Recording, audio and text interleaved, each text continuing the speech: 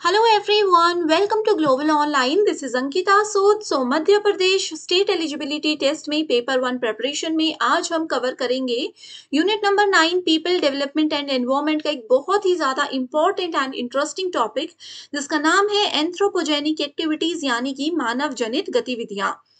हम मानव क्या कर रहे हैं, अपनी कुछ एक्टिविटीज से, अपनी कुछ गतिविधियों से पर्यावरण को बहुत ज्यादा नुकसान पहुंचा रहे हैं. ये गतिविधियां हम जानबूझकर भी कर रहे हैं और अनजाने में भी कर रहे हैं, लेकिन इससे पर्यावरण को नुकसान तो हो ही रहा है. इसीलिए ये टॉपिक बहुत इंपॉर्टेंट है. इस वीडियो में हम देखेंगे कि कौन कौन सी ऐसी एक्टिविटीज हैं जो हम अपने फायदे के लिए कर रहे हैं लेकिन पर्यावरण को उससे बहुत नुकसान हो रहा है. कैसे उनको कंट्रोल किया जा सकता है, क्या क्या चीजें हैं, क्या क्या गवर्नमेंट ने इसको लेकर के रूल्स बनाए हैं और इस टॉपिक में से एग्जाम में पहले कैसे क्वेश्चंस पूछे गए हैं. हर एक चीज को बहुत ही डिटेल में, सिंपल लैंग्वेज में, रियल लाइफ एग्जांपल्स के साथ और हमेशा की तरह बहुत इंटरेस्टिंग वे में मैं आपके साथ आज शेयर करने वाली हूँ. आगे बढ़ने से पहले आपको पता होना चाहिए कि इस एग्जाम को क्वालिफाई करने के लिए आपको पेपर 1 पर बहुत ध्यान देना है. अगर इसमें आप लोग 75 प्लस स्कोर करना चाहते हो तो आज ही ज्वाइन कीजिए इस पेपर 1 कंप्लीट कोर्स को. ये एग्जाम के लेवल के हिसाब से बनाया गया है. इसमें आपको फुल सिलेबस वीडियो लेक्चर्स हम प्रोवाइड करवाते हैं. इन वीडियो लेक्चर्स में हिंदी एंड इंग्लिश दोनों लैंग्वेजेस में आपको सब चीजें समझाई जाएंगी बहुत ही ज्यादा स्मार्ट ट्रिक्स के साथ. बहुत ही ज्यादा इजी लैंग्वेज में सारे कॉन्सेप्ट्स आपके फटाफट से क्लियर हो जाएंगे. फुल सिलेबस नोट्स आपको पीडीएफ के फॉर्मेट में मिलता है जिसको आसानी से अपने मोबाइल फोन में भी डाउनलोड करके पढ़ सकते हो. फुल सिलेबस मॉक टेस्ट में से as it is questions exam में आएंगे. प्रीवियस ईयर क्वेश्चंस आपको सॉल्यूशन के साथ हम प्रोवाइड करवाते हैं ताकि आपको एक आइडिया हो जाए कि किस लेवल के क्वेश्चंस एग्जाम में आते हैं. साथ ही 2000 प्लस एमसीक्यू क्वेश्चन बैंक में आपको मोस्ट एक्सपेक्टेड और मोस्ट रिपीटेड टॉपिक्स को कवर किए हुए क्वेश्चंस मिलेंगे. हर एक क्वेश्चन के सॉल्यूशन के साथ डिटेल में एक्सप्लेनेशन दी गई है ताकि आपके अगर कोई कॉन्सेप्ट मिस हो चुके हैं तो वो यहाँ पर रिविजन के दौरान क्लियर हो जाएं. गिवन व्हाट्सएप नंबर्स पर जल्दी से कांटेक्ट करके आप इस कोर्स को ज्वाइन कर सकते हो. सिर्फ 2000 रुपए इसके लिए आपको फीस पे करनी है. इसकी फ्री वीडियोस के लिए ग्लोबल ऑनलाइन ऐप को डाउनलोड करके देख सकते हो. ऐप डाउनलोड कीजिए, स्टोर सेक्शन पर सर्च बार में कोर्स का नाम लिखोगे, कोर्स का ओवरव्यू देख लीजिए.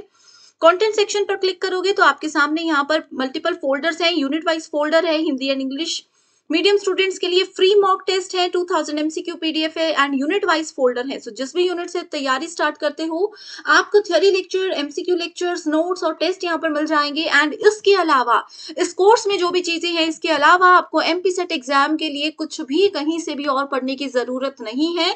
तो आप सभी स्टूडेंट्स ध्यान से इस कोर्स को फॉलो कीजिएगा. जो भी इंस्ट्रक्शंस दी गई हैं उनको फॉलो कीजिएगा एंड गिवन नंबर्स पर कांटेक्ट करके आप इसकी पूरी जानकारी भी ले सकते हो. इसी के साथ सबसे पहले हम देखते हैं कि एंथ्रोपोजेनिक एक्टिविटीज यानी कि मानव जनित गतिविधियां क्या होती हैं. अब देखो, हम मानव क्या करते हैं, कुछ ऐसी गतिविधियां कर लेते हैं जिससे हम पर्यावरण को नुकसान पहुंचा रहे हैं. इसीलिए इसको मानव निर्मित गतिविधियां यानी कि मैन मेड एक्टिविटीज भी कहा जाता है. अब जैसे मान लीजिए मैं कुछ पैकेट वाला फूड लेकर आई हूँ अपने घर में या कहीं बाहर मैं उसको खा रही हूँ. मैंने खा लिया और जो रैपर था मैंने देखा अच्छा आसपास बहुत ज्यादा कूड़ा कचरा पड़ा हुआ है, चलो जहाँ इतना कूड़ा है एक पैकेट और फेंक देते हैं, क्या फर्क पड़ रहा है. ऐसा बहुत लोग सोचते हैं. ऐसा मैंने भी कर दिया. तो ये क्या है, ये एक मानव निर्मित गतिविधि है जिससे मैंने पर्यावरण को नुकसान पहुंचाया. और ये सिर्फ एक बार की बात नहीं है, ये बहुत बार आप लोगों ने भी किया होगा. इसमें बहुत सारी ऐसी चीजें हैं जो कि मानव गलती से, जानबूझकर या फिर गलती से किसी भी तरीके से पृथ्वी को नुकसान पहुंचा रहा है. लेकिन वो इसमें ये नहीं समझते कि अभी जो हम प्लास्टिक फेंक कर या गंदा कूड़ा कचरा फैलाकर पृथ्वी को नुकसान पहुंचा रहे हैं, घूम फिर कर वो चीजें हमें ही नुकसान पहुंचाएगी. जैसे कि अब ग्राउंड वाटर एब्स्ट्रैक्शन है, ठीक है, जैसे यहाँ पर भूजल अवशोषण है, उपसतह खनन है, वनस्पति हटाना, रासायनिक विस्फोट और शहरीकरण शामिल, ये सब चीजें इसके अंदर आती हैं. डिटेल में हम देखेंगे. ये देखो एक इमेज है. अब एक बहुत बड़ी फैक्ट्री है, उसमें गंदा पानी रिलीज होता है. आपको पता है घर में भी गंदा पानी निकलता है, फैक्ट्रीज में भी होता है. वो पानी आपने क्या किया, स्वच्छ नदियों और नालों में मिला दिया. इंडस्ट्री के वेस्ट से हमने क्या कर दिया, पानी को प्रदूषित कर दिया. जंगलों में आग लगा दी गई है, वनों को काट दिया गया है, ठीक है. वाटर पॉल्यूशन जो है उससे क्या हो रहा है, ये पानी हम गंदा कर रहे हैं, अंदर जो मछलियां, मगरमच्छ या जो भी पानी के अंदर रहने वाले जीव हैं उनको नुकसान पहुंच रहा है.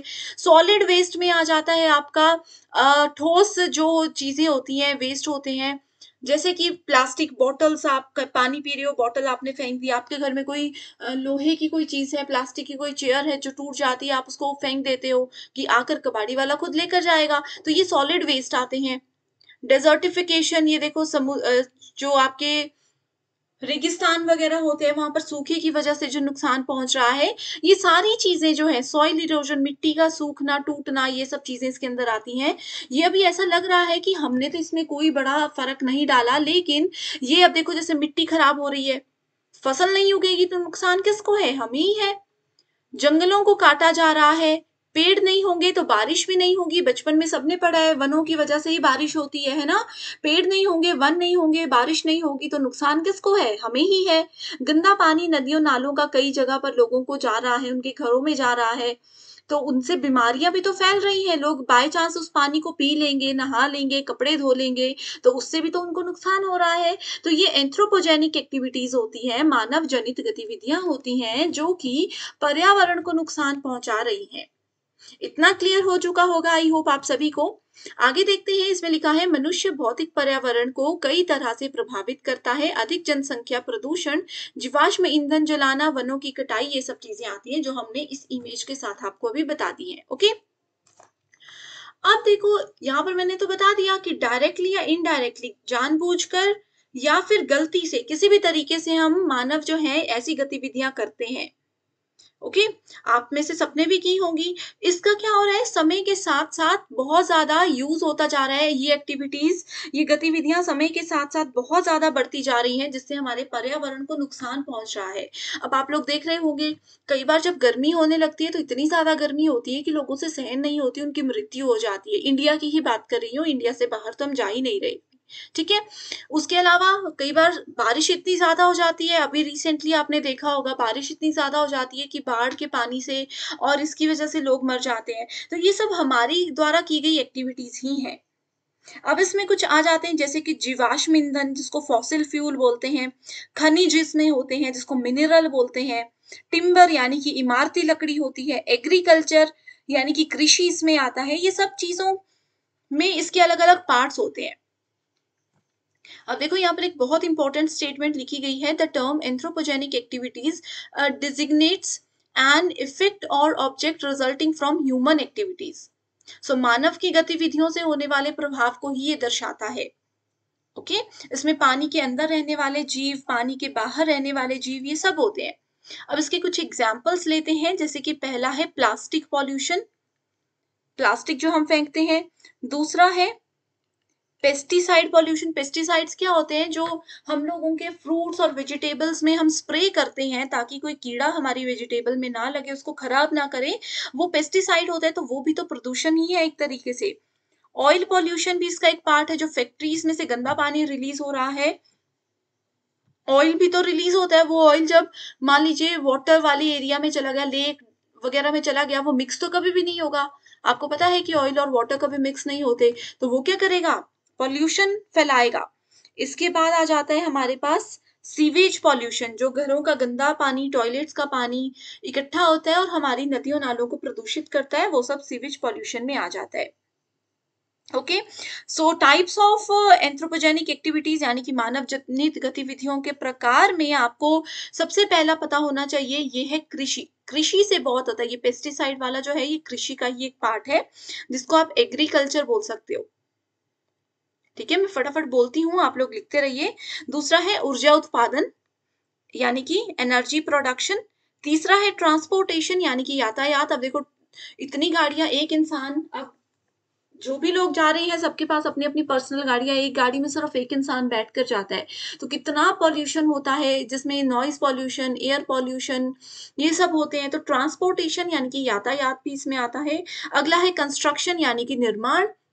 अब निर्माण भी जरूरी है, प्रगति कैसे होगी अगर बिल्डिंग्स नहीं बनेंगी, घर नहीं बनेंगे, तो ये जरूरी भी है, लेकिन ये पर्यावरण को नुकसान भी पहुंचाते हैं। औद्योगिक गतिविधियां यानी कि इंडस्ट्रियल एक्टिविटीज जितनी भी होती हैं, ये भी बहुत नुकसान पहुंचाती है। और कचरे का जो प्रबंधन नहीं होता, वेस्ट को जो अच्छे से मैनेज नहीं किया जाता पर्सनली, लोगों के द्वारा भी, गवर्नमेंट के द्वारा भी, वो भी एक मानव जनित गतिविधि के अंदर ही आता है। अब यहाँ पर एक होमवर्क मैं आप लोगों को ये दे रही हूँ कि मुझे बताइए, मैंने आपको बता दिया कि मानव जनित गतिविधियाँ क्या-क्या हो सकती हैं, इनको रोका कैसे जा सकता है?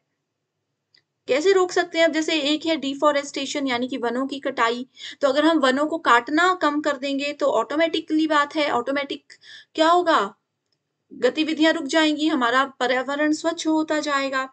पेड़-पौधे लगाएँगे, एक तो वनों को जो काट रहे हैं उनको रोकना है, नए पेड़-पौधे भी लगाने हैं, है ना? रिन्यूएबल एनर्जी यानी कि नवीकरणीय ऊर्जा पर ध्यान देना है, जैसे कि सोलर एनर्जी है, घरों में बल्ब वगैरह यूज़ करते हैं, इलेक्ट्रिसिटी जनरेट होती है, उससे भी पर्यावरण को नुकसान पहुँचता है। तो सूर्य की किरणें बिल्कुल मुफ्त में हमें मिल रही हैं, तो क्यों ना उसका यूज़ किया जाए और एंथ्रोपोजेनिक एक्टिविटीज़ को कंट्रोल किया जाए। ओके, सो ये सब चीज़ें इसमें आ जाती हैं। इसी के साथ एक क्वेश्चन है, ये प्रीवियस ईयर क्वेश्चन है जो कि बार-बार पूछा भी गया है। देखो इसमें लिखा है the factors which are most important in determining the impact of anthropogenic activities और ऑन एनवायरनमेंट आर। पर्यावरण पर मानव जनित गतिविधियों के प्रकार को निर्धारित करने में सबसे महत्वपूर्ण कारक क्या है? कौन से हैं? ऑप्शन को पढ़िए, गेस कीजिए आंसर क्या होगा। 2 मिनट वीडियो को पॉज़ करके आंसर मैं बता रही हूँ, तब तक खुद भी ट्राई कीजिएगा। सो इस क्वेश्चन का करेक्ट आंसर है ऑप्शन नंबर 2 पॉल्यूशन यानी कि पॉपुलेशन जनसंख्या जो बढ़ रही है, एफ्लुएंस पर पर्सन प्रति व्यक्ति समृद्धि and technology used for exploiting resources यानी कि संसाधनों के दोहन के लिए उपयोग की जाने वाली टेक्निक्स जो होती हैं, ये सब कुछ ऐसे फैक्टर्स हैं जो कि मानव जनित गतिविधियों के द्वारा पर्यावरण को नुकसान पहुंचा रहे हैं। Okay, so I hope students ये सेशन आप लोगों को बहुत पसंद आया है। अगला टॉपिक क्या चाहते हो आप मुझसे वो भी कमेंट करके बताइए। सो पेपर 1 की तैयारी के साथ-साथ पेपर 2 पर भी ध्यान ज़रूर दीजिएगा क्योंकि ऑलरेडी हमने ये सब्जेक्ट पढ़ा है, तो ईज़िली हम इसमें अच्छा स्कोर कर सकते हैं। बस एग्ज़ाम का लेवल और पैटर्न क्या है, उसके अकॉर्डिंग आपको तैयारी करनी है, जिसके लिए पेपर 2 का कंप्लीट स्टडी मटेरियल मैं आपके लिए लेकर आई हूँ, जिसमें आपको full syllabus notes and MCQs हम देते हैं। एमसीक्यूज़ में आपको सभी previous year questions, most repeated questions और मोस्ट एक्सपेक्टेड क्वेश्चंस मिलेंगे। ये स्टडी मटेरियल एग्ज़ाम क्वालीफाई करने के साथ-साथ इंटरव्यू को क्वालिफाई करने में भी आपको बहुत मदद करेगा। सब्जेक्ट्स की लिस्ट आपके सामने है, पेपर 2 का अपना सब्जेक्ट देखिए एंड गिवन व्हाट्सएप नंबर्स पर कांटेक्ट कीजिए।